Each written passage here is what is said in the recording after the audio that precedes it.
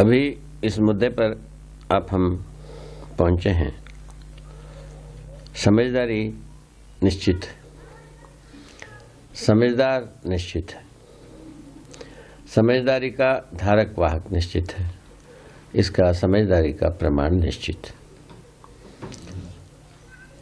समझदारी का धारक वाहक जीवन ही होता है, समझदार जीवन ही होता है, समझता जीवन है। समझदारी का प्रमाण मानव परंपरा में होता है। मुख्य बात ये अपने को समझ में आना चाहिए, इस पर दृढ़ विश्वास होना चाहिए।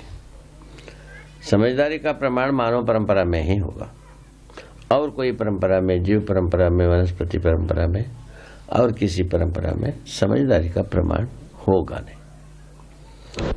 उसका मूल कारण मैंने जो समझा है वो ये है, जो मानव शरीर है इसमें मेधस का पूर्णता, मेधस रचना की पूर्णता होना पाया गया। इन्हीं पूर्णता के आधार पर तो मेधस पर जीवन अपने संकेतों को पारित कर मानव परंपरा के लिए समझदारी को अर्पित करता है। ये व्यवस्था मानव परंपरा में ही ये समाहित है। अभी और कोई परंपरा में हम खोजेंगे वो मिलेगा नहीं। इसका तात्पर्य यह हुआ, प्रकृति प्रदत्त विधि से, अस्तित्व सहअस्तित्व विधि से जो विकास संप्राप्त है इस धरती पर, जो चारों अवस्था, उसमें से मानव ही समझदार होने की बात है। इसका प्रमाण स्वयं हर मनुष्य समझदार होना ही चाहता है। समझदारी केवल अस्तित्व जीवन ही है। जीवन को समझने से, अस्तित्व को समझने से समझदार होता है। फलस्वरूप मानवतापूर्ण आचरण अपने आप से ये उद्गमित होता है। इस ढंग से व्यवस्था में जीने वाली बात आती है। ऐसे समझदारी को प्रमाणित करने के क्रम में मनुष्य जो है, जो अस्तित्व को प्रमाणित करता है, समझाता है, समझता है। अस्तित्व को किस आधार पर समझाएगा भाई? सत्ता में संपर्क प्रकृति के रूप में अस्तित्व को समझेगा, अस्तित्व ही सह अस्तित्व होना समझेगा। फलस्वरूप उसकी आवश्यकता मनुष्य में मौजूद होगी। मुख्य बात यह है, सहअस्तित्व में पूरकता, उदात्तीकरण, विकास क्रम, विकास और जागृति, ये सभी चीज समाई हुई है। मानव परंपरा में ही इन सभी अवस्थाओं का, सभी बिंदुओं का जो समझने की विधि है, मानव में ही समाहित है। और विधि माने क्षमता समाहित है, विधि अस्तित्व सहज सह अस्तित्व में विद्यमान है। इन तथ्य को अपन हृदयंगम करने के बाद जो अस्तित्व को समझने का मूल मुद्दा इतना ही है, तो जो साक्षी यही है, समझने की मुद्दे भी यही है कि अस्तित्व में जो कुछ भी वस्तु है तो व्यापक और एक एक रूप में गिनने वाली वस्तु ही है। ये एक दूसरे के साथ ओतप्रोत और सदा सदा के लिए अविभाज्य और निरंतर विद्यमान, वर्तमान होना पाया जाता है। प्रकृति को व्यापक वस्तु से अलग करने का कोई विधि नहीं है, तो अलग होने की प्रयोजन नहीं है, अलग होने का कार्य भी नहीं, प्रक्रिया भी नहीं है, तीनों नहीं है। इस आधार पर अस्तित्व में जो नहीं है उसको हम कल्पना करके भी कुछ नहीं कर पाएंगे। अस्तित्व में जो है उसी को समझने की व्यवस्था है, उसी को प्रमाणित करने की बात है। अस्तित्व का स्वरूप ही सह अस्तित्व स्वरूप है, सत्ता में संपर्क प्रकृति के रूप में। अस्तित्व ही अपने में चार अवस्था में व्यक्त है, क्योंकि सत्ता में संपर्क प्रकृति ही चार अवस्था में विद्यमान है, जिसमें मानव चौथे अवस्था में है। तो चौथे अवस्था में होकर सर्वोच्च विकसित होने के आधार पर ये बाकी तीनों अवस्था और स्वयं की अवस्था, चारों अवस्थाओं को समझने योग्य, समझाने योग्य, उसको प्रमाणित करने की आवश्यकता से परिपूर्ण है। यदि समझदारी को हम प्रमाणित नहीं कर पाएंगे, ना तो हम परिवार व्यवस्था में जी पाएंगे, ना समाज व्यवस्था में जी पाएंगे, और कहीं भी अपन टिक नहीं पाएंगे। हर जगह में हम परेशान होते ही हैं, जैसा अभी परेशान है सारे मानव। 7 कोटि 700 करोड़ आदमी हो गया, अभी तक जो है ना व्यवस्था में जीना बना नहीं है, और परेशान नहीं होंगे तो क्या होंगे? ये मुख्य मुद्दा की बात है। संख्या बढ़ने मात्र से मनुष्य समझ गए ऐसा कुछ नहीं है, संख्या घट गई तो आदमी समझ गए ऐसा भी नहीं है। तो समझदार होने से ही मनुष्य जो है मानव परंपरा अपने में वैभवपूर्ण, गरिमापूर्ण और जो प्रयोजनपूर्ण होना पाया जाता है। मानव परंपरा में क्या चीज प्रयोजन है भाई? मानव परंपरा में प्रयोजन 4। एक है समाधान, समृद्धि, अभय, सह अस्तित्व। पहला वाला समाधान, दूसरा वाला समृद्धि, तीसरा वाला अभय और चौथा वाला सह अस्तित्व। सह अस्तित्व विधि से हम पूरक विधि से ही जी पाते हैं और अभय विधि से हम वर्तमान में विश्वास करते हैं, न्यायपूर्वक जी पाते हैं और समृद्धि विधि से हम सर्वतोमुखी प्रयोजन को प्रमाणित करते हैं और समृद्धि विधि से हम अपने परिवार की आवश्यकता से अधिक उत्पादन कर लेते हैं। फलस्वरूप हम इन चारों में हम प्रमाणित होना बनता है। ये प्रयोजन की बात आती है। तो मानव परंपरा में अभी तक जो प्रयत्न किया, परिश्रम किया, इन दोनों विधाओं से अर्थात भौतिकवादी और आदर्शवादी विधि से हम इस जगह को पाए नहीं, ये हाथ लगा नहीं। उसका मूल मुद्दा ये है, एक तो जीवन नहीं समझ में आना, अस्तित्व सह अस्तित्व रूप में होना समझ में नहीं आना। अस्तित्व के बारे में एक किसी को जिज्ञासा नहीं रहा, ऐसा बात नहीं कह सकता हूँ कि जिज्ञासा भले प्रकार से हो, किंतु अस्तित्व का जो स्वरूप है उसको समझने में कहीं ना कहीं भूल चूक हो ही चुकी। फलस्वरूप परंपरा बना नहीं, समझदारी का परंपरा ही बना नहीं। और समझदारी का परंपरा बनाना है तो अब व्यवस्था में जीना कहाँ से आएगी? जीना ना होने के कारण से ये सब परेशानी है। तो मनुष्य अपने करतूत से, समझदारी की विपरीत विधि से आदमी के साथ जीना बना नहीं है। आदमी जीवन के साथ संतुलित रूप में जीना बना नहीं है। आदमी के साथ न्यायिक रूप में जीना और मनुष्य प्रकृति में से जीवन के साथ संतुलित रूप में जीना और वनस्पति संसार में नियंत्रण पूर्वक जीना और बुद्धिस्ट के पदार्थ संसार में नियम पूर्वक जीने की हमारा कोई अर्हता बना नहीं। उसका स्पष्ट गवाहियाँ यही आई हैं। तो मनुष्य जो है ना नैसर्गिकता के प्रति जो रवैया अपनाई, उससे नैसर्गिकता कैसा हनन हुई, कितना असंतुलित हुई, ये सर्वमानव को विदित ही है। तो उसी भांति वनस्पति संसार, जंगल नाश हो गई, माने अनुपम औषधियाँ सब लुप्त हो गए और जीव संसार अपने आप से असंतुलित है। तो मनुष्य को तो अभी तक न्याय मिला ही नहीं है, क्योंकि ये भी देखा गया अनेक न्यायविद जैसा सुप्रीम कोर्ट कहलाता है, उसके चीफ जजों से पूछा गया तो क्या आप न्यायमूर्ति कहलाते हो? हाँ। तो न्याय जानते हो? नहीं, ऐसा कहते हैं। तो आप क्या फिर बाद में कोर्ट में क्या करते हैं? कहते हैं कि हम फैसला करते हैं, न्याय नहीं करते। यदि ये सच्चाई है, उस स्थिति में हम समझता हूँ जब न्यायालय न्याय को नहीं जानता है, न्यायालय लिखा रहता है। क्या यह सच्चा लिखना होगा? कहाँ हुआ? हम बुनियादी तौर पर ही हम झूठों को अपनाते हैं, वही न्यायालय में कहते हैं कि सच बोलो। इसके अलावा क्या कहा जा सकता है? उन्हीं न्यायालय में ये बोला जाता है मैं सच बोलूँगा, ऐसा उनके सामने सत्यापित कराया जाता है, जबकि बोर्ड लिखा रहता है न्यायालय, किंतु फैसला किए रहते हैं। अब कहाँ तक सच्चाई हुई? न्यायालय में क्या सच्चाई को खोजा जाए, ये है। अब कार्यालयों में क्या कार्य किया जाए वाला बात है। क्या कार्य को मतलब वो नहीं है कार्यालय में गलतियों को खोजना, गलती को गलती से रोकना है और जो अपराध को अपराध से रोकना। यही काम के लिए पूरा सरकारी जितने भी नौकरी है, अधिकार है, वो सब इसी के लिए नियोजित हुई है।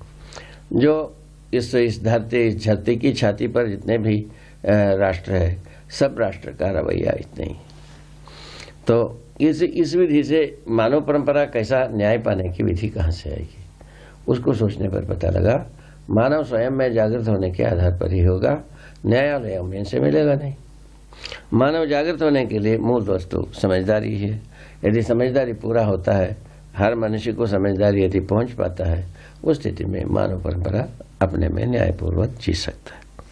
ये मुख्य मुद्दे में ये सामान्य स्वरूप। इन न्यायपूर्वक जीने के साथ ही ये बाकी तीनों समाधान, समृद्धि, अभय, सह अस्तित्व अपने आप से आते हैं। न्यायपूर्वक जब तक जी नहीं पाते हैं, ये कोई चीज नहीं आएगी।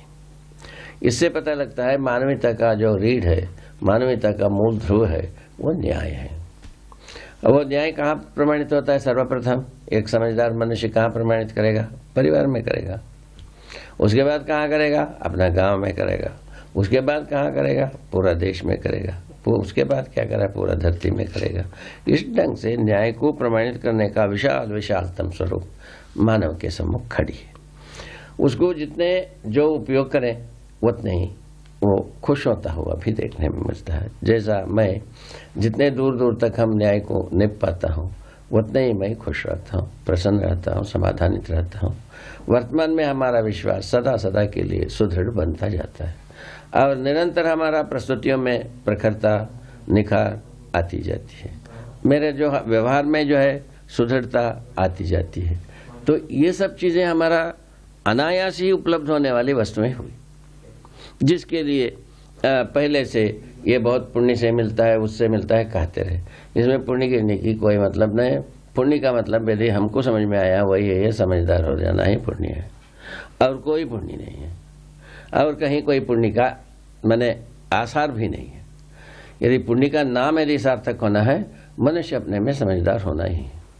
मनुष्य समझदार होने के उपरांत मनुष्य में स्वयं में अपने योग्यताएं, क्षमताएं, पात्रताएं अपने आप से प्रमाणित होना शुरू करता है। क्षमताएं अपने आप में क्या चीज है पूछा तो उसका उत्तर यही मिलता है, वहन करने वाली क्रिया। वहन क्या करता है? भ्रम को वहन करता है या जागृति को वहन करता है। और तीसरे प्रकार की कोई वाहन होने वाला नहीं है। जब तक भ्रमित रहेगा और तब तक जागृति नहीं है। जब जागृत हो गए फिर भ्रम का कोई अर्थ ही नहीं है, भ्रम का लवलेश नहीं है। तो भ्रम एक ऐसी बात हुई, भ्रम आया क्यों, भ्रमित क्यों परंपरा हो गई, ये बात भी एक खचोटने वाली एक प्रश्न है। बाकी सारे संसार में तो नियति सहज रूप में सब व्यवस्था में हो गए, मानव क्यों नहीं? ये बात पर भी कुछ लोग पूछे हैं हमसे। उसका उत्तर ऐसा अस्तित्व में रखी हुई है। मानव संस्कार अनुषंगी इकाई है, इस बात को पहले ध्यान दिलाया है। संस्कार का मतलब भी है समझदारी। समझदारी पूर्वक ही मनुष्य व्यवस्था में जिएगा। और स्वायत्त है, ये मनुष्य स्वायत्त होता है। दूसरा समझदार होता है, समृद्ध होता है, समाधानित होता है। सुख के लिए चारों पदार्थ आवश्यक है। समाधान भी आवश्यकता है, समृद्धि भी आवश्यकता है, वर्तमान में विश्वास अर्थात अभय आवश्यक है, और सह अस्तित्व आवश्यक है ही। इस विधि से मनुष्य को इन चारों आयामों में माने चारों वस्तुओं में जब अपना हाथ कर्तलगत करने की आवश्यकता आई तो ये स्वयं स्फूर्त विधि से आएगी, नीति सहज विधि से आता नहीं। उसको दूसरे ओर से भी देखें तो परंपरा पूर्वक ही समझदारी आती है। इसके पक्ष में जो मानव संतान और मानवेतर जीव संसार की संतान और पशु पक्षी संतान, ये जन्म से ही जो उसका परंपरा के गुण हैं अपने आप में विद्यमान रहता है। उनको कोई कॉलेज की जरूरत नहीं, स्कूल की जरूरत नहीं, कचहरी की जरूरत नहीं, कहीं उनको फरियाद करना है। अपने आप में उनका गुण समाहित रहता है। जैसे जैसे आगे बढ़ते हैं वो सारे गुण उसमें ये प्रसवित हो जाती है, माने पोषित हो जाता है, पुष्ट हो जाता है, प्रमाणित हो जाता है। जैसा गाय के बच्चे गाय के जैसे ही जीना सीखा ही रहता है। ये क्या गई? वंशानुषंगी विधि से शरीर के अनुरूप जीने की काम वो जीवों में रहता है। वो शरीर के अनुरूप जीने का काम मनुष्य में भी रहती है। मनुष्य में वहां तक प्रकृति प्रदत्त रूप में ही है। और उसके बाद आता है पुरुषार्थ और परमार्थ।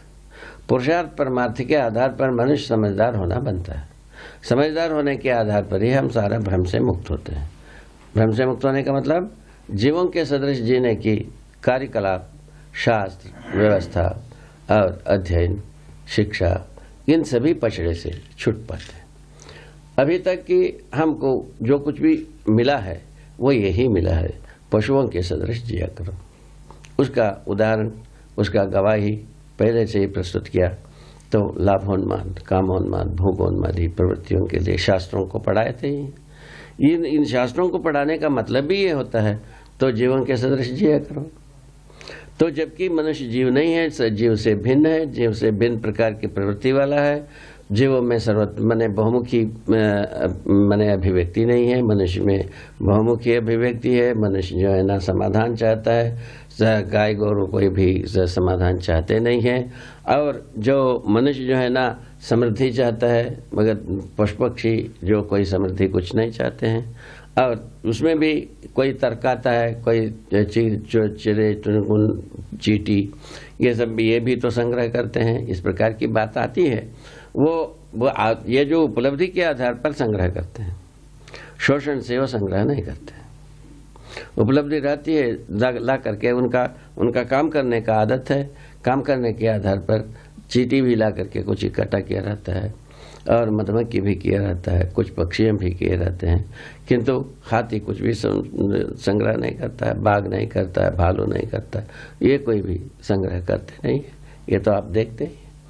तो जो ये भी नहीं करता है, एक जो सुअर जो होता है, ये भी कोई संग्रह करता नहीं है। ये सब चीजें आप हमारे सम्मुख रखी हुई। इसको शोध करने पर यह पता लगता है जिनमें मेधा समृद्ध हुई है, सातों धातुओं से शरीर की रचना हुई है जीवों में, और मनुष्य के संकेतों को ग्रहण करने योग्य रहता है, ऐसे पशु पक्षियों में संग्रह की कोई आसार नहीं, वो कोई आसार नहीं। तो केवल आसार रहता है कहाँ? इस प्रकार की व्यवस्था जिसमें नहीं है, उस जगह में हो सकता है, चींटी में हो सकता है। इस प्रकार की बात है। चींटी भी संग्रह बुद्धि से संग्रह करता है, संग्रह के लिए प्रवृत्ति है, ऐसा कुछ नहीं। वस्तु मिलता है, इकट्ठा किए रहते हैं। वस्तु मिलता है, मधुमक्खी मधु को इकट्ठा किया रहता है, ऐसा रहता है। तो ये जैसा जो मनुष्य में जो है, जो जानबूझ करके संग्रह की सुविधा की प्रवृत्तियां होते हैं, उसका कारण है भोग अतिभोग की वासना है, और कुछ मतलब नहीं। इन आधार पर हम व्यवस्था में जीना लक्ष्य ना होकर संग्रह सुविधा हमारा लक्ष्य हो गई, और उसके लिए भय प्रलाप बनी एकमात्र प्रताड़न के लिए आधार बना। फलस्वरूप हम प्रताड़ित रहे ही हैं, और उससे छूटने के लिए एकमात्र उपाय यही है। तो जीवन को समझ जाए और अस्तित्व को समझे, मानवतापूर्ण आचरण को समझे, ये बात बनता है। इन जो मूल तत्व हैं जो समझने की, इन मूल तत्वों के बारे में जीवन की जो पहले मुद्दा ये बताई गई, जो अस्तित्व की 4 अवस्थाओं में से ये बताई गई, मानव ही सर्वोच्च विकसित इकाई है, शरीर के रूप में और जीवन के रूप में, दोनों स्थितियों में। दो जीवन अपने अस्तित्व को और जागृति को प्रमाणित करने के लिए शरीर को प्रयोग करता है। प्रयोग करने के समय में वो बराबर शरीर को जीवंत बनाए रखता है, बाद में जीवन को ही, शरीर को ही जीवन मान लेता है, फलस्वरूप पुनः मारा जाता है, और पुनः शरीर को छोड़ने के बाद पुनः प्रमाणित करने के लिए आता है, पुनः मारा जाता है। इस ढंग से कई बार भ्रमित होकर के शरीर को छोड़कर तो जो परेशान होने वाली बात है वो होता है। इसमें पाप पुण्य नाम की कोई चीज़ होती नहीं है, समझदारी ना समझदारी होती है। समझदारी परंपरा से ही आते हैं, परंपरा में ही समझदारी को पनपना होगा। तो कोई एक व्यक्ति हम समझदार हो गए इससे संसार तर जाएगा, ऐसा कुछ नहीं होगा।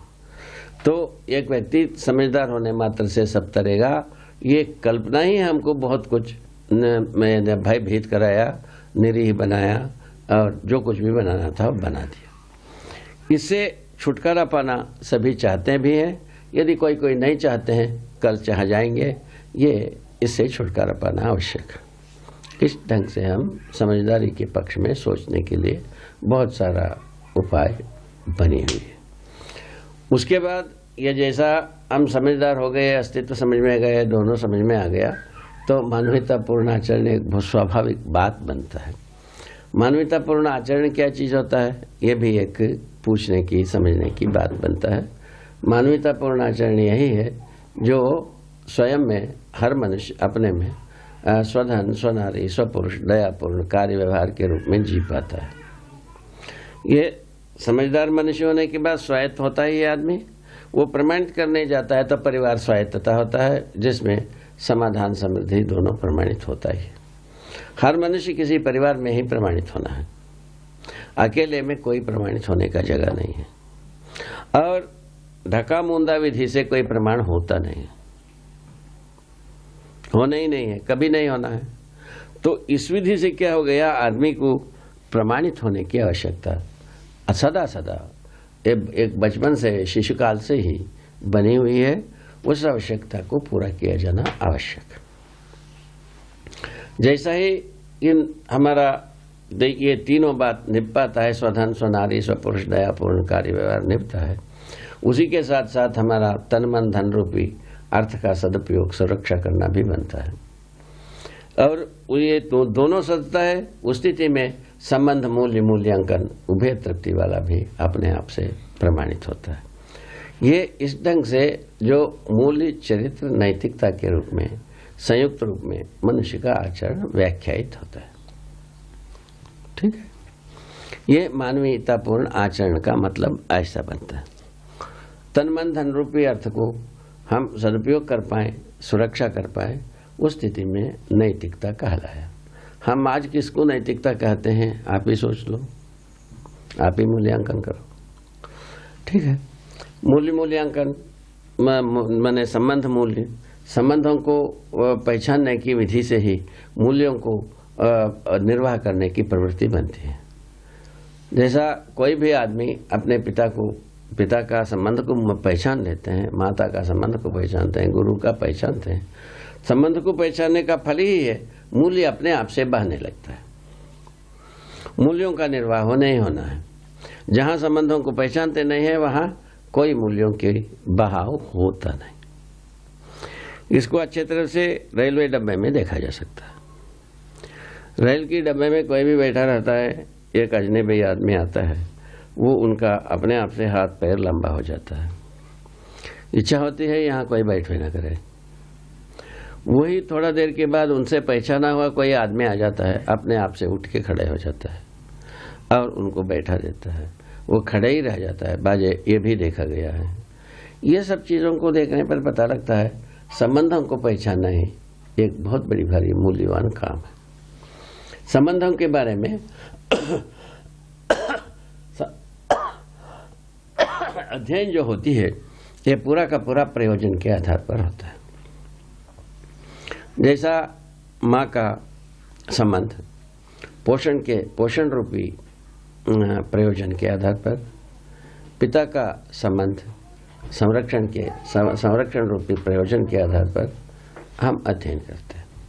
गुरु का संबंध प्रामाणिकता के आधार पर, प्रामाणिकता रूपी प्रयोजन के आधार पर अध्ययन किया जाता है।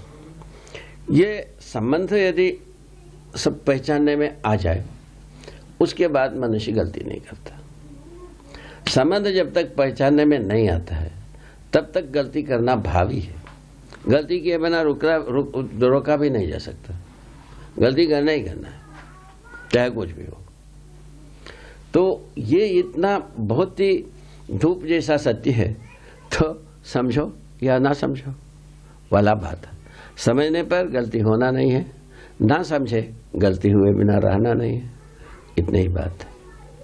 तो राज्य की सबूर देखने से, धर्म की सबूर देखने से पता लगता है अपराधियों के लिए ही ये सब बना हुआ है, धर्मतंत्र और राजतंत्र। तो क्योंकि अपराध को तारना ही, अपराधियों को तारने वाला भी एक गुण मानव परंपरा में बना तो है। तारने के लिए जो कुछ भी युक्ति रचाया, राजतंत्र अपने ढंग से रचाया, धर्मतंत्र अपने ढंग से रचाया। किंतु है तो मूलतः कहीं न कहीं गलती की ही बात है। ये गलती गलते रहेगा आदमी, यही मान करके सारा रचनाएं हमें, वो सर्वथा गलत हो गया। हर मनुष्य समझदार होना चाहता है, परंपरा उसको दे नहीं पाया। सीधा सीधा बात। तो हर मनुष्य ईमानदार होना चाहता है, वो ईमानदारी का रास्ता दिखा नहीं पाया। हर व्यक्ति जिम्मेवार होना चाहता है, जिम्मेदारी का प्रयोजनों को हम लोगों परंपरा को दे नहीं पाए। पहले से हम ऐसा मिसाल दे नहीं पाए परंपरा में, इसीलिए हम पिछड़ गए। और हमारा जो कुछ भी अरमान थी तो भूमि मैंने शुभ की, तो कई पहले भी बहुत सारे लोग ये कामना की है, सबका शुभ हो, सबके लिए कल्याण हो, सबके लिए मंगल हो, सब जो है ना मैंने तर जाए। इस प्रकार की बातों को तो बहुत सारे लोग दोहराए हैं, इसमें हमको कोई शंका नहीं है। ये दोहराने मात्र से हमको क्या उसका रास्ता मिल गए? उसके रास्ता नहीं मिला। जिस किताबों में लिखा रहता है सबका शुभ हो, उसी में लिखा रहता है यह सारे संसार झूठा है और केवल परमबत असली माँ बाप केवल ईश्वर ही है, उन्हीं के शरण में जाना चाहिए, यही किताब में लिखा रहता है। तो अब किसका सबका कल्याण होगा? असली माँ बाप के पास जाने के बाद जो गया हुआ का अस्तित्व रहना नहीं है, अब किसका कल्याण होना है? जब वो स्वयं में मैंने असली माँ बाप कल्याण स्वरूप ही है, फिर बाद में अकल्याण के लिए ये सब काय को परेशान पैदा किया, ये सब बात पुनः वही जड़ में आ जाते हैं अपन। ये सब बात से कोई प्रयोजन निकलता नहीं है। प्रयोजन इतने ही है, समझदार होने पर ही आदमी का प्रयोजन निकलता है, समझदार ना होने से प्रयोजन नहीं निकलता। ये अंतिम रूप में एक निष्कर्ष रूप में आता है। तो सभी संबंधों में प्रयोजन निहित रहती है। क्या प्रयोजन? ये जो पहले कही गई 4 बात है, 4 लक्ष्य है, समाधान, समृद्धि, अभय, सहअस्तित्व रूपी लक्ष्य है। इसको सफल बनाने के अर्थ में ही प्रयोजन रहता है। सारा प्रयोजन, सारा संबंधों का प्रयोजन इसी से जुड़ा रहता है। ये इसमें जुड़ने की पश्चात परंपरा बन जाती है। समझदारी यदि एक पीढ़ी से दूसरे पीढ़ी को पहुंच पाता है, स्वाभाविक है उसके आगे पीढ़ी को भी जाएगी, उसके आगे पीढ़ी को भी जाएगी, ऐसा आशा ही किया जा सकता है। इस ढंग से समझदारी का ही परंपरा होगा, तो नासमझी का कोई परंपरा होता ही नहीं। अभी तक इसलिए कोई परंपरा ही नहीं बना, झंझट तो ये है। किंतु कई लोग परंपरा बनाना चाहते हैं, ये भी बात सच्चाई है। इसका गवाही यही है, बहुत सारे संस्थाएं जन्मे हैं। एक सरकारी संस्था कहलाता है और असरकारी संस्था भी कहलाता है। ऐसे संस्थाएं बहुत निकले, बहुत जगह में देखने को मिला है। तो ये सबका कुल मिलाकर के उद्देश्य यही बनता है, हम दूसरों को मदद करें। मदद वही करता है जिसके पास कुछ हो। सच्चाई तो यह है। क्या लेकर के आप मदद करोगे भाई, ऐसा पूछा जाए तो क्या कहेंगे? मदद करेंगे नहीं कि क्या करेंगे? तो एक आदमी बोलता है ये हमारे पास जो है जो तकनीकी है, हम तकनीकी से सेवा करते हैं। सेवा करके क्या करोगे? आप तकनीकी को उपयोग किए हो? मैं अभी आए थे एक टीम, वही संसार को उतारने वाले, बोला हम सारा संसार को तकनीकी देते हैं निःशुल्क। ठीक है, बढ़िया है। आप तकनीकी का सेवन किए हो? वो कहते हैं नहीं। आप स्वयं यदि सेवन नहीं किए हैं, आप तकनीकी को किस आधार पर आप दूसरों को दोगे? क्या पाने के लिए देंगे? आप बताइए। अभी सरकार भी वैसे ही है, संसार को तकनीकी बांट रहा है। क्या उस तकनीकी ज्ञान संपन्न व्यक्ति क्या प्रामाणिक है? पूछा जाए तो वो कहता है नहीं, हमारा काम ये नहीं, प्रमाणित होना नहीं। प्रमाणित होना नहीं तो क्या करना है, आप ही बताओ। ये कितना दुर्भर स्थिति है, एक बात सोचने की बात। इसमें हम पकड़ में आ गए हैं। उसमें ये भी अस्मिताएं जन्म रही है कि जैसा ही पढ़ने वाला व्यक्ति जो पढ़ कर के तैयार होता है, सारे संसार से श्रेष्ठ बुद्धिमान अपने को ही मानते हैं। तो उसका एक बार सर्वे किए थे, तो सर्वे के आधार पर यही निकलती है कि 5वीं पढ़ने के बाद गांव खराब, 8वीं पढ़ने के बाद माँ बाप बेवकूफ, 11वीं पढ़ने के बाद पढ़ाने वाला मूर्ख, और स्नातक के बाद अकेले एक आदमी बुद्धिमान, सारे संसार बेवकूफ। ऐसा अहमता का चक्कर घूमता है। अब ये चक्र से कौन बचे भाई? हर व्यक्ति के पास यही चक्र है। हर वर्ष जो ना करोड़ों जो स्नातक होना पाया जाता है, तो एक एक ऐसे पागल आदमी को 20-20 डॉक्टर लगाओ तो भी ठीक होना मुश्किल है। आदमी कहाँ से लाओगे? डॉक्टर कैसा बनाओगे? रिपेयर ही कैसा होगा? इस प्रकार से एक प्रकार से ये असाध्य रोग जैसा बात हो गई। रोगों के बारे में भी यही सोचा है, कुछ ऐसे रोग होते हैं जो आसानी से ठीक किया जा सकता है, कुछ ऐसे रोग आते हैं असाध्य हो जाते हैं, माने औषधि से ठीक ही नहीं होता। अब क्या किया जाए? तो उसके लिए हमारे यहाँ कहा है मणि मंत्र औषधि योग, 4 बात को सेवन करो। तो मंत्र के बारे में दौड़े, मंत्र के बारे में भी सोचते रहे बहुत दिन तक, माने मंत्र से कुछ होता होगा। तो ये सारे मंत्र के, योग के और जो बात है, दोनों खाके की बात है। मनुष्य का शुभ कामना बल ही एकमात्र वस्तु है। इन दोनों से केवल मनुष्य का शुभ कामना ही काम करता है। व्यक्ति के साथ व्यक्ति का विश्वास ही इसका आधार है। व्यक्ति के साथ व्यक्ति का आधार से जो कुछ भी मदद होना हो जाता है, मनोबल बढ़ जाता है, थोड़ा सा सहन शक्ति बढ़ जाती है, दवाई उपचार यदि सही बन जाती है वो थोड़ा सा उभर जाते हैं। ऐसा भी देखा गया है। तो जहाँ तक समझदारी की झंझट है, इसमें स्वयं समझे बिना इसमें कोई मदद नहीं कर सकता। हम यदि समझदार नहीं होना चाहते हैं, हमको आप किसी भी प्रकार से समझदार नहीं बना सकते। उसका गवाही मैं स्वयं हूँ। हमारा परिवार में हमको जब वेद पढ़ने के लिए डाला, हम वेद पढ़ना नहीं चाहा, हमको कोई वेद नहीं पढ़ा पाया। हमारा घर में वेद मूर्ति, बगल में वेद मूर्ति और पूरा गांव में वेद मूर्ति, और उनके अंदर हमको वेद नहीं पढ़ा पाए, ना मैं वेद पढ़ा। इस विधि से देखने पर लगता है तो हम जो चाहते नहीं हैं उसको कोई करा नहीं पाएगा, हमको समझा नहीं पाएगा। अब इसमें एक ही सूत्र आपको बताया था, जो इस धरती पर हर मानव समझदार होना चाहते हैं, ये सूत्र रखी हुई है। ठीक है, इस धरती पर हर मानव समझदार होना चाहता है। ये चाहने के आधार पर आदमी को समझदार बनाया जा सकता है। उसी आधार पर हम शुरू किया। यदि मनुष्य जो है ना मूलतः समझदार बनना नहीं चाहता रहा, उस स्थिति में हम समझदार बनाना बनता नहीं रहा। ये होना ही नहीं था। संयोग से हर मनुष्य में समझदार बनने की इच्छा है। ठीक है, जो बाकी सब कुकृत्य सुकृत्य जो कुछ भी है परंपरा कर रहा है, उसमें एक अपने को मजबूरी मानते हैं प्रौढ़ व्यक्ति। ये स्थिति को देख करके इस अभियान को शुरू किया। कुल मिलाकर के इस अभियान को शुरू करने का मूल तत्व ये रहा। मानव परंपरा में हर मानव में समझदार बनाने की अरमान है। ये बात सच्चाई है।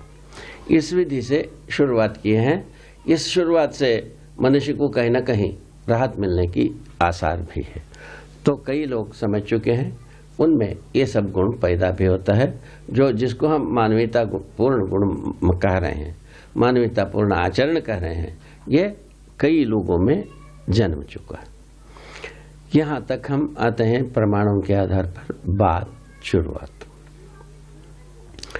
नैतिकता का मूल तत्व जो तन मन धन 3 रूप में कुल मिलाकर के अर्थ होता है, जिस अर्थ को प्रयोजन के अर्थ में मैंने नियोजित करना है, कुल मिलाकर के सदुपयोग है। जैसा जिस किसी विधि में वस्तु का हम सदुपयोग करते हैं, उसका 2 भाग होगी। सेवा और उत्पादन में हम तन मन धन को नियोजित करते हैं। दूसरा, हम उपयोग बने संबंधों के साथ प्रयोजनों को सफल बनाने के लिए हम तन मन धन रूपी अर्थ का सदुपयोग करते हैं। जिसका सदुपयोग किया उसका सुरक्षा हो गया। जिसके लिए हम सदुपयोग किया अर्थ का, उसका सुरक्षा हुआ है। तो सुरक्षा का मतलब जो किसी के साथ हमारा किया हुआ तन मन धन रूपी अर्थ का सदुपयोग के फलन में उसका सुरक्षा हो गई। यही हमारा सुरक्षा और सदुपयोग का अर्थ। प्रयोजन में यही निकलती हैं अभ्युदय यात्रा है। सर्वतोमुखी समाधान के लिए हम अपना नियोजन करते हैं मनुष्य के साथ, और समृद्धि के लिए करते हैं, उत्पादन के लिए करते ही हैं, और वर्तमान में विश्वास रखने के लिए, व्यवस्था के लिए हम तन मन धन रूपी अर्थ का नियोजित करते हैं, सह अस्तित्व के लिए करते हैं। इस चारों विधि के लिए हम किया हुआ तन मन धन रूपी अर्थ है, उसका जहाँ कहीं भी हम नियोजित किया उसका सुरक्षा हुआ, माने फलस्वरूप हमारा धन का सदुपयोग हुआ। सदुपयोग के बिना सुरक्षा, सुरक्षा के बिना सदुपयोग होगा नहीं, तो सदुपयोग हुए बिना सुरक्षा होता ही नहीं, सुरक्षा हुए बिना सदुपयोग नहीं होता।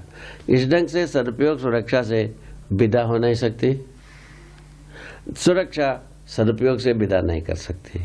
ये निरंतर एक चक्रव्यूह की जैसा घूमता ही रहता है। यह सदा सदा के लिए शुभद होता है। ये शुभ प्रवृत्ति में हमारा तन मन धन रूप को नियोजित करने की आवश्यकता बनी ही रहती है, जो हम जागृत होने के अर्थ में। तो इस विधि से हम हमारा जो लक्ष्य है, मानव लक्ष्य ही मानव का प्रयोजन है, जीवन लक्ष्य ही जीवन का प्रयोजन है, अस्तित्व का लक्ष्य ही अस्तित्व का प्रयोजन है। इस ढंग से बनता है। ये इन प्रयोजनों को पहचानने के लिए मानव के अतिरिक्त और कोई संसार में वस्तु नहीं है। इसको पहचानने के लिए हम सदा सदा तत्पर हैं और इसको आगे चल करके समझने के लिए कोशिश करेंगे। जय हो, मंगल हो, कल्याण हो। जय हो, मंगल हो, कल्याण हो। ये अभी अपन इस बात पर, इस तथ्य पर पहुंच गए हैं, अस्तित्व में कोई समझदार इकाई है वो मानव ही है। मानव जीवन और शरीर का संयुक्त रूप में ही प्रमाणित है। मानव शरीर का परंपरा होता है, जीवन अस्तित्व सहज रूप में विकसित जीवन परमाणु के रूप में विद्यमान है। इसमें मनुष्य का कोई योगदान नहीं। शरीर के संबंध में मानव का योगदान है, परंपरा का योगदान है, ये व्यवस्था है। ये जीवन और शरीर का संयोग एक की आवश्यकता केवल जीवन अपने जागृति को प्रमाणित करने के अर्थ में ही है और कोई अर्थ नहीं। अपने जागृति को प्रमाणित करने का एकमात्र शरीर रचना, एक तरीके की शरीर रचना मानव शरीर ही है, और दूसरे शरीरों में ये समझदारी प्रमाणित करने की व्यवस्था नहीं है। इसीलिए मानव संस्कार आनुषंगी इकाई के रूप में हम समझ गए हैं। आप भी समझ सकते हैं। संस्कार का मतलब भी है समझदारी। समझदारी के बारे में अस्तित्व और जीवन की बात हुई। अस्तित्व में चार अवस्था की बात हुई। चार अवस्था के बाद मानव ही सर्वोपरि विकसित इकाई है। ये बाकी सभी इकाइयाँ परस्पर पूरक हैं। मनुष्य पूरक होने के लिए आवश्यकता बन बैठी है। पूरकता के रूप में ही आदमी मानव वो व्यवस्था में जीना बन पाता है, और व्यक्तिवाद के आधार पर कभी नहीं बन पाता है, कभी नहीं हुआ। तो व्यक्तिवादिता का जो माने असर जो कुछ भी रही, वो दोनों विगत की दोनों प्रकार की चिंतन में समान रहा। एक तो भौतिकवादी विधि से भी व्यक्ति भोगवादी होता है, फलस्वरूप व्यक्तिवादी होता है, और विरक्तिवादी विधि से भी मानव अपने में व्यक्तिवादी हो जाता है। इस विधि से इन दोनों विचार समाज विरोधी है। समाज विरोधी ना होते हुए भी यदि ना कहा जाए, तभी भी समाज बनने का कोई इसमें सूत्र निकला नहीं, बल्कि समाज विरोधी होना ही हुआ। जबकि आदमी समाज में जीना चाहता है, सह अस्तित्व में जीना चाहता है, अभयता पूर्वक जीना चाहता है, समृद्धि पूर्वक जीना चाहता है, समाधान पूर्वक जीना चाहता है। यही मुख्य मुद्दा है। ये चारों प्रयोजनों को, मानव परंपरा सह चार प्रयोजनों को प्रमाणित करना ही मानव का जिम्मेवारी है। समझदारी क्या है? अस्तित्व और जीवन को समझना, समझदारी है, उसके बाद जिम्मेवारी यही आती है। तो इसको प्रमाणित करने के लिए जब जिम्मेवारी के पास जाते हैं, स्वाभाविक रूप में हम परिवार मानव हो जाते हैं, समाज मानव हो जाते हैं। समाज मानव, परिवार मानव होने का फल ही है व्यवस्था मानव होना बनता ही है। व्यवस्था मानव बनने का फल ही है सार्वभौम व्यवस्था और अखंड समाज के रूप में हर मानव भागीदारी करते हुए और प्रमाणित होना बनता है। ऐसे वैभवशाली परंपरा के लिए जो आवश्यकता रहे, वैभवशाली परंपरा की आवश्यकता है ही है, तो इसके विपरीत में हम पहुंचकर कहीं पहुंचे हैं। ये धरती पर आदमी रहेगा कि नहीं रहेगा, इसीलिए एक बार आदमी सुधर करके भी अपना प्रयोग को कर सकता है, अर्थात समझदार बन करके भी एक बार प्रयोग कर सकता है। तो इसमें मूल तत्व यही है, हर मनुष्य की इच्छा ही इसमें ज़्यादा से ज़्यादा प्रभावशाली वस्तु है। तो आशा के रूप में हर व्यक्ति व्यवस्था चाहता ही है, तो आकांक्षा के रूप में भी चाहता है, तो इच्छा के रूप में कितना चाहता है पता नहीं है, उसको सर्वे करना पड़ेगा। मेरे अनुसार ज़्यादा हम जहाँ जहाँ सर्वे किए हैं उसके अनुसार वो इच्छा रहती है, उसका जो मूल्यांकन है, माने वरीयता क्रम है, वो कहीं नीचे कहीं रहता है, उसके ऊपर और बहुत सारे चीज़ रह जाते हैं। इच्छा रहते हुए तीव्र इच्छा के रूप में नहीं हो पाता है, फलस्वरूप आदमी समर्पित होने में असमर्थ रहता है, दूसरे किसी बात में वह विवश रहता है। यही देखा गया। इसलिए क्या किया जाए, इसलिए यही किया जाए, जो तत्काल समझने के लिए जो तैयार हैं उन्हीं को समझाया जाए, उन्हीं को पारंगत बनाया जाए, उन्हीं से शिक्षण संस्थाओं को, माने मानवीय शिक्षा को व्यवहार अन्वयन किया जाए, बच्चों में संस्कार डाला जाए। अब बच्चों में संस्कार डालने का फलस्वरूप जो घर परिवार में स्वाभाविक रूप में परिवर्तन होना ही होना है, फलस्वरूप ये कार्यगार हो सकता है। यही इसका विधि बनता है। यह हुई शिक्षा का मानवीकरण की आवश्यकता जो दूसरा योजना है। अभी जो अपना काम थी, अपना काम जहाँ शुरू किए थे, जो अस्तित्व के संबंध में अभी पूरा किए 4 अवस्था की, तो मानव का स्थिति समझ में आया। ये व्यवस्था के लिए अभी भी प्रतीक्षित है। जो जीव जानवर जो होते हैं वो व्यवस्था में ही रहते हैं, और सभी व्यवस्था में है, वो इन सब में पूरकता विधि है। तो वनस्पति संसार भी व्यवस्था के रूप में ही रहता है, और पदार्थ भी रहता है। इस ढंग से पदार्थ में सभी व्यवस्था के रूप में होने का फलस्वरूप ही है, इनके परस्पर पूरकता विधि से ही मानव संसार भी बसी हुई है। मानव के लिए ये सब पूरक हो चुके हैं, किंतु मानव इनके लिए पूरक होना अभी भी विचाराधीन है ही। वो उसको पूरा करने की आवश्यकता, तभी मानव व्यवस्था में जीने का प्रमाण मिल पाएगा। इस ढंग से अस्तित्व का स्वरूप आप हमको एक सामान्य रूप में आता है, और जरूरत पड़ने पर जो पहले कही गई जो वाङ्मय है उसको देख करके और भी विशद अध्ययन कर सकते हैं। उसके बाद आता है विद्या का धारक वाहक कौन है? जीवन। विद्या का मतलब समझदारी हुई, समझदारी का धारक वाहक है जीवन।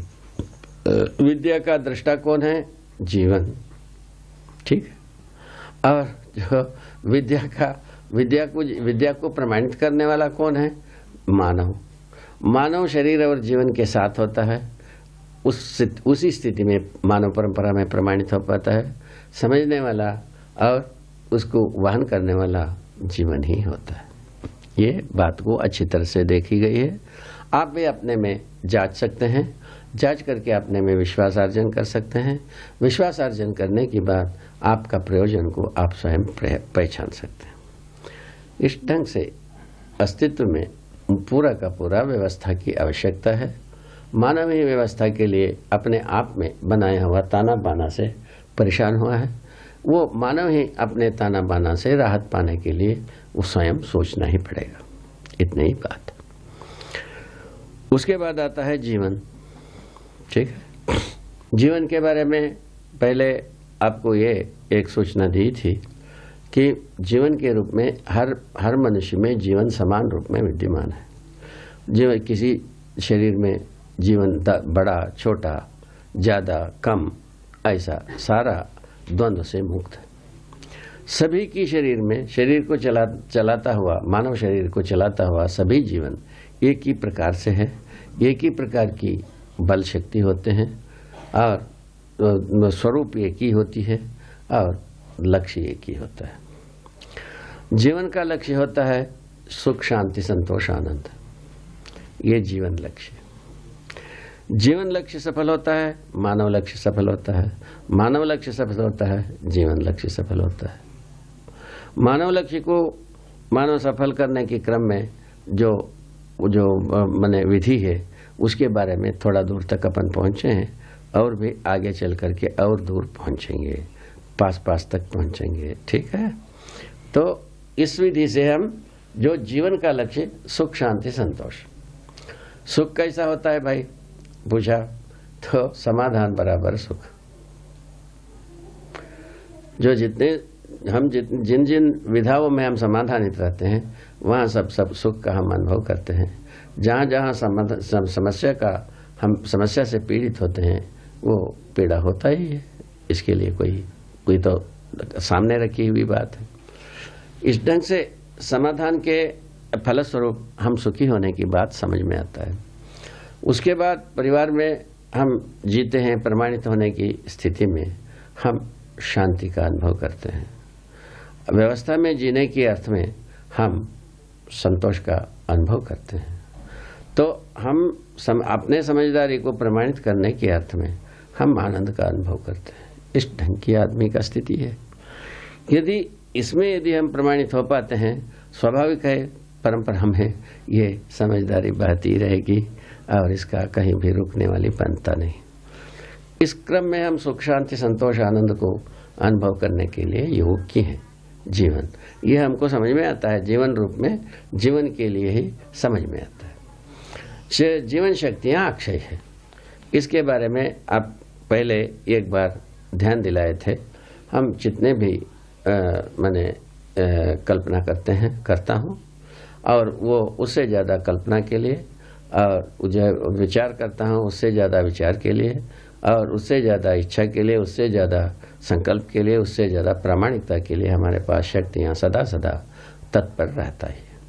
कभी भी हम इसके बाद समाधान को प्रकाशित नहीं कर सकते हैं, प्रमाणित नहीं कर सकते हैं, ऐसा कोई चीज़ होते ही नहीं।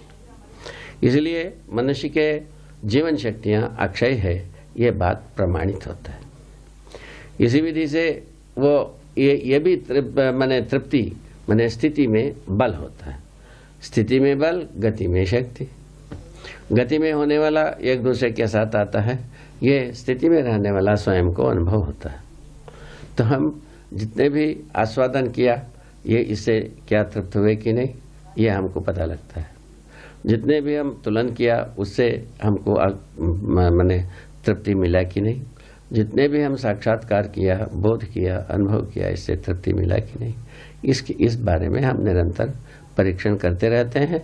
और करते नहीं हैं तो करना होगा ही, और करेंगे ही, दूसरा कोई रास्ता नहीं है। फलस्वरूप मनुष्य जो सतत सुखी होने के लिए रास्ता बन जाता है।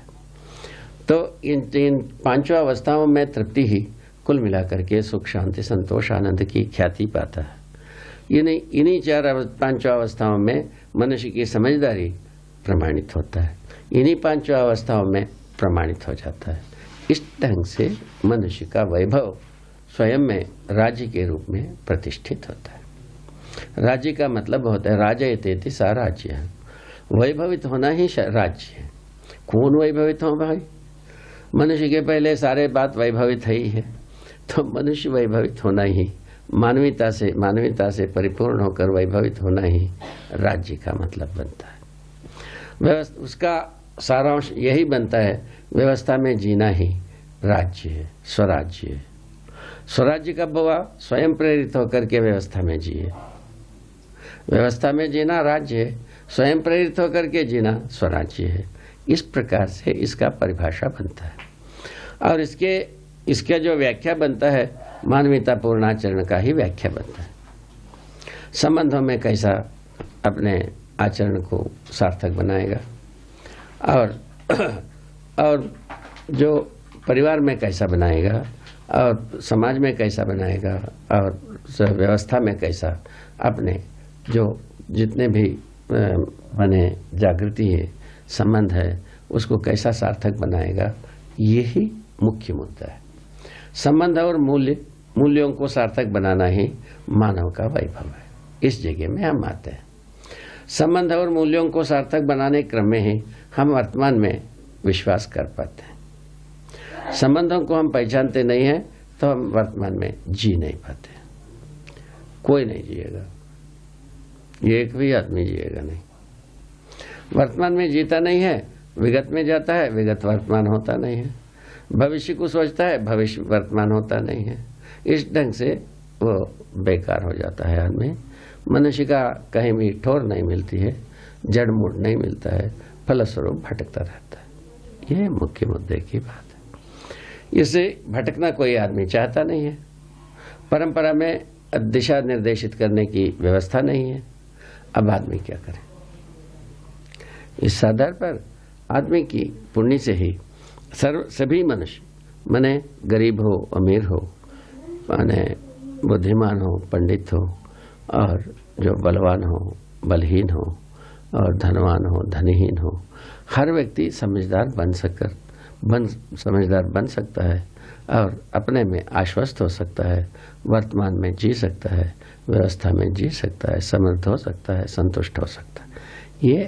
ये कुल मिलाकर के इस प्रस्ताव का मतलब। तो जब हमारा अक्षय शक्ति, अक्षय बल इस प्रकार से हमको प्रमाणित होता है, अपने में ही प्रमाणित होता है, उसी प्रकार हर मनुष्य में होने की आसार बनती है। हर मनुष्य भी अपना सत्यापित करता ही है। सत्यापित के बाद उनके आचरण में वो मूल्यांकित हो जाता है, अक्षयता का मूल्यांकन हो जाता है। इस विधि से हम मनुष्य से मनुष्य को इस प्रकार आश्वस्त हो सकते हैं, हर मनुष्य में जीवन समान रूप में विद्यमान है, शक्ति और बल अक्षय है, और उसी के साथ लक्ष्य सबका समान है। लक्ष्य से समान होने के बारे में मानव लक्ष्य भी स्पष्ट, जो समाधान, समृद्धि, अभय, अस्तित्व मनुष्य का लक्ष्य है। जीवन का लक्ष्य सुख, शांति, संतोष, आनंद लक्ष्य है। ये दोनों बात अपने को समझ में आता है। इस समझदारी को सफल बनाना ही कुल मिलाकर के समझदारी का मतलब है। समझदारी का मतलब और कुछ होते ही नहीं है। यही मानव का वैभव है, यही मानव का राज्य है, यही मानव का राष्ट्र है। यही इसी ऐश्वर्य के साथ मानव अपने जो परंपरा को निरंतर सुखमय बना सकता है, संगीतमय बना सकता है, और अन्य प्रकृति के लिए पूरक हो सकता है। सभी पशु संसार, जीव संसार, वनस्पति संसार, वस्तु संसार को संतुलन पूर्वक उसके साथ व्यवहार कर सकता है। उससे जो पूरकता है उसके लिए स्वयं कृतज्ञ होकर उसका उपयोग कर सकता है, सदुपयोग कर सकता है, प्रयोजनशील बना सकता है। यही सब चीज आती है। मनुष्य के साथ तो संबंध मूल्यांकन के साथ तुरंत ही तृप्ति मिलती है। यदि ना होने की स्थिति में अतृप्ति होती ही है। ये सतत अपन देखते ही आए हैं, तो देखते ही रहेंगे। तो तृप्ति हमारा मने वर है, अतृप्ति हमारा वर नहीं है। तृप्त होना चाहता है हर व्यक्ति। तृप्त होने के औजार, आसार, पहला मुद्दा समाधान ही है, दूसरे मुद्दे में समृद्धि ही है, तीसरे मुद्दे में वर्तमान में विश्वास ही है, व्यवस्था में जीना ही है, चौथे मुद्दे में सह अस्तित्व का प्रमाण प्रस्तुत करना ही है। इस ढंग से मनुष्य तृप्त होने के लिए निरंतर वस्तु में समीचीन है, माने पासे में है। इसके लिए बहुत दूर दूर भटकने की जरूरत नहीं है। इस ढंग से आइए, ये इस विधि से हम आ गए। सत्य का स्वरूप यही है। तो अस्तित्व ही परम सत्य है, अस्तित्व ही नित्य सत्य है। निरंतर रहने वाला कोई चीज है तो अस्तित्व ही है। अस्तित्व का स्वरूप सह अस्तित्व होना बताए गए। तो सह अस्तित्व ही निरंतर प्रभावशील है। फलस्वरूप विकास होता है, विकास क्रम होता है, विकसित हो जाता है, वो सब जीवन हो जाते हैं। विकास क्रम में रासायनिक भौतिक वस्तु के रूप में निरंतर कार्यरत है। तो जीवन कितना होना है, क्या होना है, इसका भी निश्चित रूप अस्तित्व सहज विधि से ही आता है, मानव सहज विधि से आता नहीं।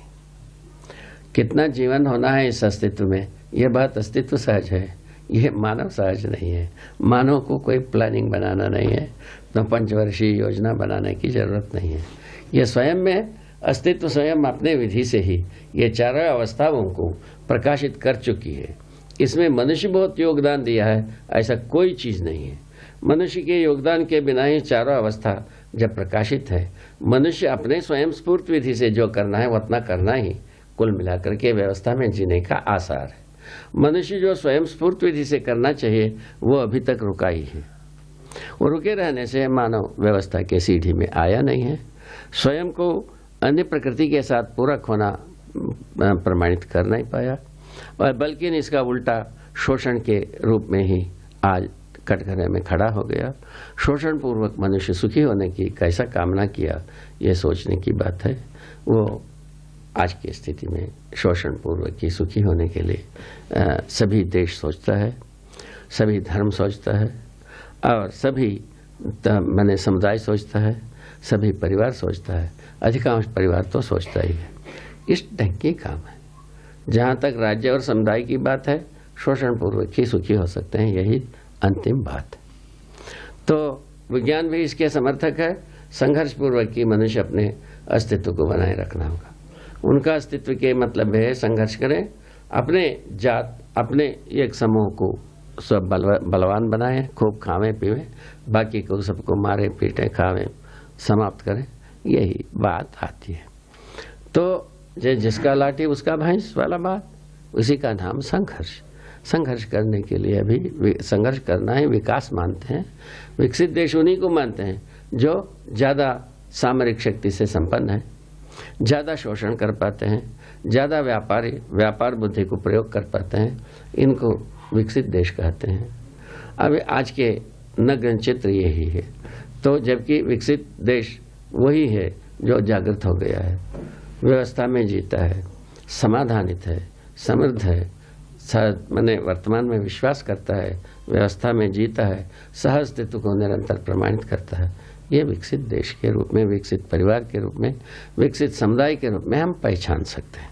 इस बात के लिए अपन प्रयत्न कर सकते हैं, इसमें हम सफल हो सकते हैं। ये कुल मिलाकर के यहाँ बनता है। अस्तित्व का महिमा इस ढंग से समझ में आता है, जीवन का महिमा समझदारी के रूप में समझ में आता है।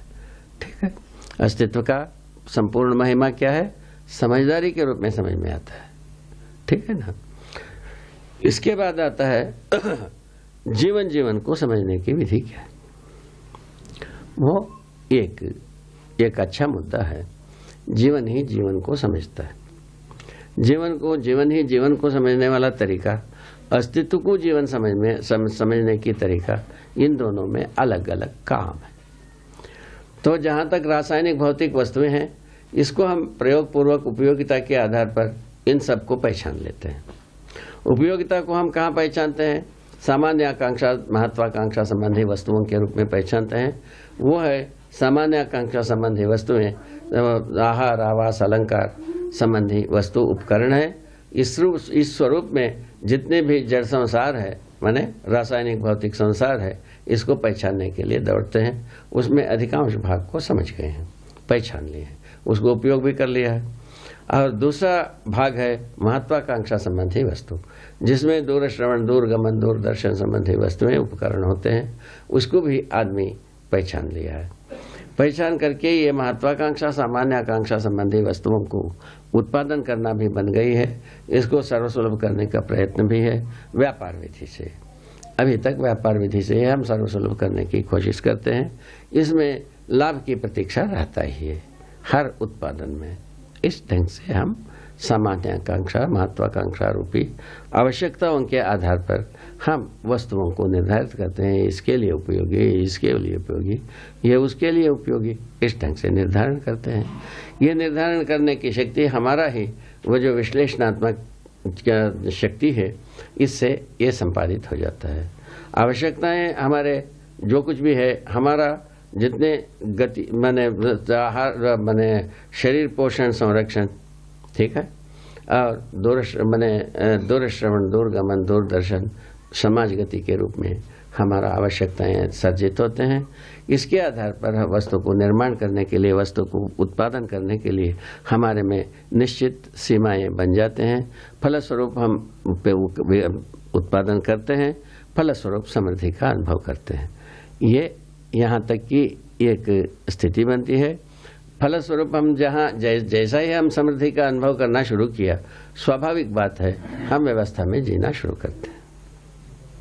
इसीलिए सर्वप्रथम हर विद्यार्थी को स्वायत्त बनाने की आवश्यकता है और उसके बाद परिवार में प्रमाणित होने योग्य प्रवृत्ति की आवश्यकता है और उसके पश्चात समग्र व्यवस्था में जीने की आवश्यकता है। इस ढंग से काम बनता है। इन तीनों स्थितियों में मनुष्य प्रमाणित होना ही अपना सौभाग्य है। इन सौभाग्यशाली बनने के लिए मनुष्य का स्वयं स्फूर्त आवश्यकता ही एकमात्र आधार है। तो अपने सौभाग्य को प्रमाणित करने की आवश्यकता किसको नहीं है, कि इच्छा किसको नहीं है? सबको है। आपको बताया, वो इच्छा होते हुए परंपरा में उसका मार्गदर्शन ना होने के कारण वह अपने को बहुत बड़ा अनुसंधान वगैरह में डालने में जो वंचित रहा है, वो अपने मजबूरी वश ही ये वंचित रहे हैं। अब वो स्थिति, मजबूरी की बात समाप्त हो जाता है। यदि वरीयता यदि अपने सौभाग्य को प्रमाणित करना ही बनती है, उस स्थिति में इस प्रस्ताव के साथ मनोयोग से अध्ययन पूर्वक स्वयं को प्रमाणित करना सहज है। इसको शतशः अनुभव करके देखा गया है। जय हो, मंगल हो, कल्याण हो।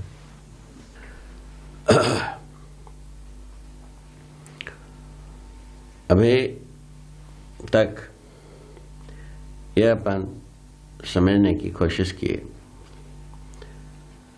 समझदारी क्या है, समझने वाला कौन है, समझदारी के लिए वस्तु क्या है। तीन बात पर अपन ध्यान दिए। मैं समझता हूँ यह बात एक दूसरे के बीच में ठीक से संप्रेषित हो चुकी।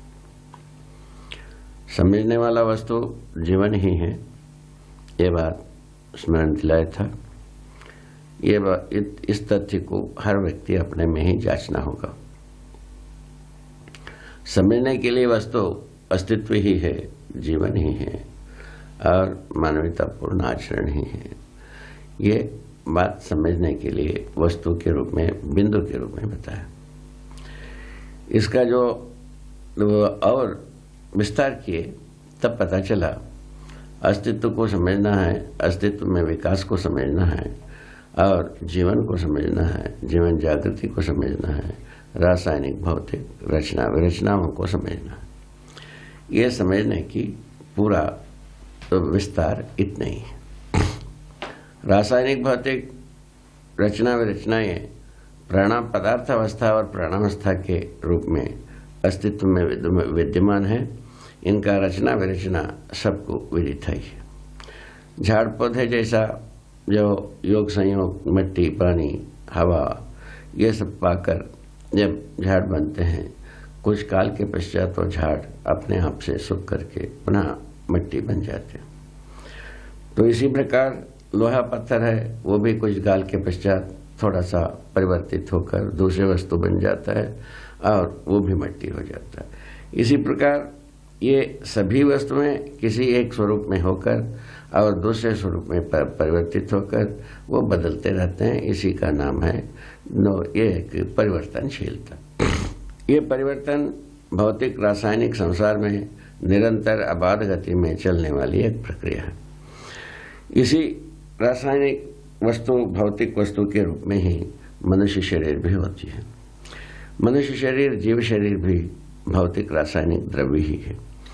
इन द्रव्य का रचना विधि गर्भाशय में होना देखा गया है। ये किंतु विरचित होना कुछ काल के पश्चात पता लगता है कहीं न कहीं मनुष्य का शरीर भी विरचित होकर वो विभिन्न स्वरूप में परिवर्तित हो जाता है। जैसा मिट्टी में कुछ वस्तु, हवा में कुछ वस्तु और किसी और वस्तुएं पानी के रूप में और रूप में परिवर्तित हो जाते हैं। परिवर्तित होकर अंततोगत्वा ये धरती में ही समा जाते हैं, धरती के वातावरण में ही रह जाते हैं। ये बात आप हमको समझ में आता है। और इसके बाद समझने वाली वस्तु जीवन सदा सदा एक सा रहता ही है, क्योंकि विकास के क्रम में जो चलकर जो परमाणु ही है जो गठनपूर्ण स्थिति में निरंतर बना रहता है। गठनपूर्ण परमाणु के रूप में जीवन को बताई गई है। वो जीवन ही है जो समझने वाली वस्तु। मनुष्य शरीर में भी वही माने संपूर्ण मनुष्य शरीर में समझने वाला वस्तु जीवन में है। ऐसे जीवन अस्तित्व को समझने के क्रम में सह अस्तित्व के रूप में अस्तित्व को समझा गया, मैं समझा हूँ। ऐसे सह अस्तित्ववशी सह अस्तित्व के नजरिए में संपूर्ण परिस्थितियों में हम व्यवस्था के रूप में जी पाते हैं। मुख्य बात यही है, व्यवस्था में जीना ही हमारा जीवन का आशय है, व्यवस्था में जीना ही हमारा जीवन का उद्देश्य है, व्यवस्था में जीना ही जीवन का सुख है। तो अव्यवस्था में जीकर जीवन सुख को अनुभव नहीं कर पाता है और समस्या से पीड़ित होता है। फलस्वरूप समाधान के लिए खोज स्वाभाविक है। जीवन में निरंतर अनुसंधान होती रहती है। जीवन ही नहीं है, इसके पूर्व में भी देखा गया है तो परमाणु में भी अनुसंधान होती है, परमाणु अंश में भी अनुसंधान होती है। ये जो हरदम परिवर्तन के लिए मूल तत्व है, प्रवृत्ति से है। हर जगह में सह अस्तित्व में होने का ही प्रवृत्ति है। परमाणु अंश भी सह अस्तित्व में होने की प्रवृत्ति वशी जो परमाणु के रूप में अणु के रूप में परिवर्तित होते हैं, और अणु भी सह अस्तित्व प्रवृत्ति वशी अणुरचित रचनाओं के रूप में हो जाते हैं। इसमें सबसे बड़ी रचना धरती है।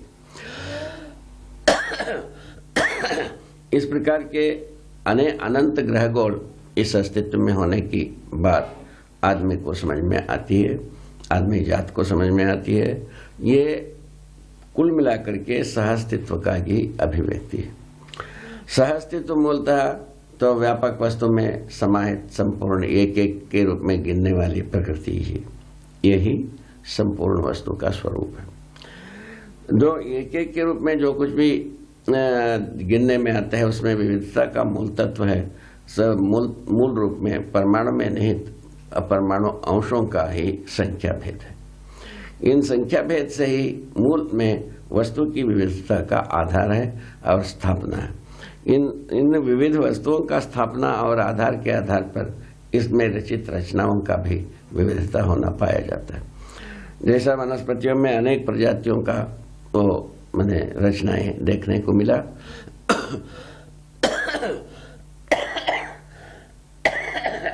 झाड़ों के रूप में, पौधे के रूप में, झाड़ भी अनेक रूप में रचित होता हुआ देखने को मिला, और ये अपने बीज वृक्ष नियम से वो अपने को स्वस्थ होना पाया जाता है। मनुष्य शरीर भी रासायनिक भौतिक वस्तु से निर्मित हो रहती है। रासायनिक भौतिक वस्तु के मूल में परमाणु ही वस्तु है। ये परमाणु में निहित परमाणु अंश ही मुख्य वस्तु है। इसी के आधार पर जिन द्रव्यों से रचित जो रचना होती है, उन सभी रचनाएं स्वाभाविक रूप में अपने स्वरूप में वो एक वैभव है, एक द्रव्य, एक रचना है, उसका एक मौलिक प्रयोजन है। मौलिक प्रयोजन हर रचना में सह अस्तित्व में भागीदारी है। वो रचना के मूल में जो द्रव्य है वो भी सह अस्तित्व में होने का ही महिमा है।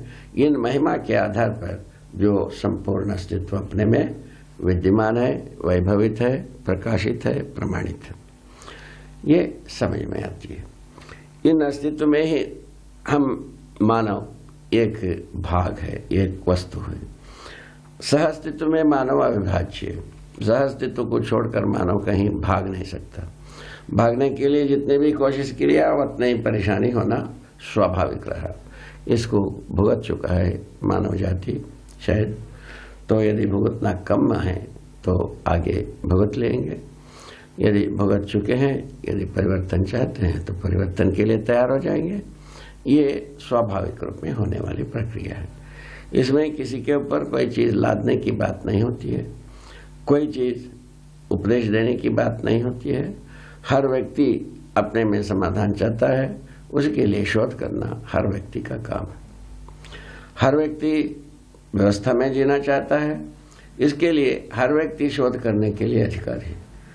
हर व्यक्ति जब अपने में शोध पूर्वक ही जीना है, इसमें व्यक्ति की स्वतंत्रता अपने आप समझ में आता है। शोध का उद्देश्य और स्पष्ट है, अनुसंधान का उद्देश्य स्पष्ट है, जीने का उद्देश्य स्पष्ट है। जीना का उद्देश्य में ये बिल्कुल ध्रुवीकृत है। हर मानव अपने में सुखी होने के लिए ही जीता है। सुखी होने के लिए प्रक्रिया एक ही बताई गई, जीवन मानव का उद्देश्य, जीवन का उद्देश्य, ये दोनों संपन्न होने से ही। तो समझदारी से जीवन का उद्देश्य पूरा होता है, तो अस्तित्व को ही समझना है और जीवन को ही समझना है और जीवन जागृति को ही समझना है। ये समझ यदि पूरा होता है, जीवन तृप्त होता है। तो ऐसी तृप्त जीवन जब मानव का उद्देश्य है समाधान, समृद्धि, अभय, सह अस्तित्व को, इसको सदा सदा बनाए रखने में समर्थ होता है। यही व्यवस्था में जीने का प्रमाण है। व्यवस्था में कोई जीता है, इन चारों पदार्थ अपने आप से मानव के लिए उपलब्ध रहना ही है। ऐसे ही मानव परंपरा एक दूसरे के लिए उपकारी होता है। फलस्वरूप सह अस्तित्व का अर्थ सार्थक हो पाता है। सह अस्तित्व को सदा हम बनाए रखना ही कुल मिलाकर के व्यवस्था है। व्यवस्था में जब कभी गड़बड़ी होती है, सह अस्तित्व के विपरीत कुछ किया जाना ही है। तो मनुष्य में वो कर्म स्वतंत्रता, कल्पनाशीलता दोनों चीज विद्यमान है। ये विशेषता है। इसके आधार पर कल्पनाशीलतावश, कर्म स्वतंत्रतावश कुछ भी गड़बड़ कर देता है। जैसा ये धरती को बहुत तंग किया गया, मनुष्य का कल्पनाशीलता, कर्म स्वतंत्रतावश ही तो किया गया। तो ये पता नहीं था इस गड़बड़ी से अपने को क्या परेशानियां समीचीन हो सकती है, ये बात तो पता नहीं था। जब पता होगा तब उसका उपाय नहीं रह गया। ऐसा निर्हिता की जगह में मानव आ चुका है। मनुष्य को सदा सदा अपना कल्पनाशीलता, कर्म स्वतंत्रता पूर्वक ही अनुसंधान करने के लिए एक स्वाभाविक प्रक्रिया है। शोध करने के लिए स्वाभाविक अवसर है। यह शोध और अनुसंधान इसी उद्देश्य से होना देखा गया, सार्थक होना देखा गया। अनुसंधान और शोध जब अव्यवस्था के लिए और समृद्धि, समाधान और सहअस्तित्व के लिए हम जीने की जितने भी शोध कर पाते हैं, वो सारे शोध स्वयं को भी सार्थक होना पाया गया और अन्य के लिए भी सार्थक होना, सहायक होना देखा गया। यही समझदारी का कुल मिलाकर के स्वयं तृप्त रहना और समर्थ रहना और साथ साथ उपकार करना, यही बनता है। इसके मूल स्वरूप में हम ये भी देखेंगे समझदारी का स्वरूप भी क्या है, समझदारी से क्या मनुष्य को होता है, मनुष्य में एक क्या गुण पैदा होता है, ये भी देखा गया। उसके बारे में भी ये स्मरण में दिलाया कि तो हर व्यक्ति में अपने में विश्वास होता है और श्रेष्ठता का सम्मान होना, प्रतिभा और व्यक्तित्व में संतुलन और व्यवहार में, सामाजिक व्यवसाय में स्वावलंबन। इन सद्गुणों, इन्हीं को सद्गुण कहा जा सकता है। इन सद्गुणों के साथ मानव सामाजिक होना देखा गया। ये अभी तक की एक सार संक्षेप रूप में जिन बातों को देखने के लिए बात कही गई, ये सब बातें पूरी हुई। इसमें जो मूलतः विद्या का जो स्वरूप है समझदारी ही है। वह समझदारी को प्रमाणित करना ही विद्या है।